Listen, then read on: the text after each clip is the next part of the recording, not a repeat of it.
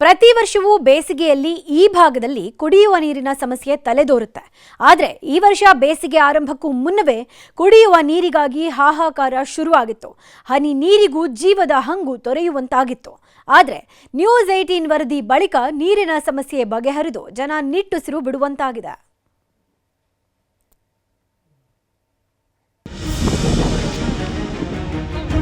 ಬೀದರ್ ತಾಲೂಕಿನ ಇಸ್ಲಾಂಪುರ ತಾಂಡಾ ಜನರು ನೀರಿಲ್ಲದೆ ಅಲೆದಾಡುವ ಸ್ಥಿತಿ ನಿರ್ಮಾಣವಾಗಿದೆ.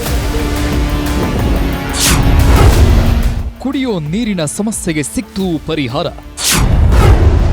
ಇದು ನ್ಯೂಸ್ 18 ಬಿಗ್ ಇಂಪ್ಯಾಕ್ಟ್.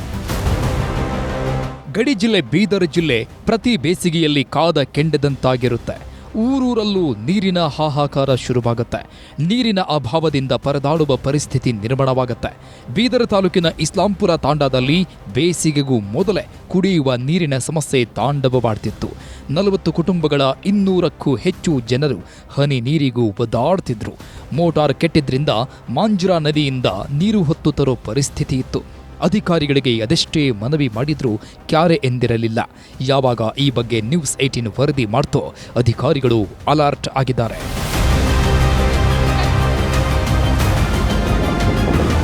ಇಸ್ಲಾಂಪುರ ತಾಂಡಾದಲ್ಲಿ ಎದ್ದಿದ್ದ ನೀರಿನ ಹಾಹಾಕಾರದ ಬಗ್ಗೆ ನ್ಯೂಸ್ 18 ಡಿಸೆಂಬರ್ 10ರಂದು ವರದಿ ಬಿತ್ತರಿಸಿತ್ತು.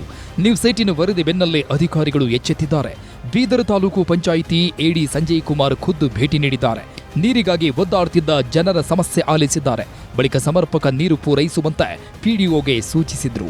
ಇದರ ಬೆನ್ನಲ್ಲೇ 10 ತಿಂಗಳಿಂದ ಕೆಟ್ಟು ನಿಂತಿದ್ದ ಮೋಟಾರ್ ಸರಿಪಡಿಸಲಾಯಿತು.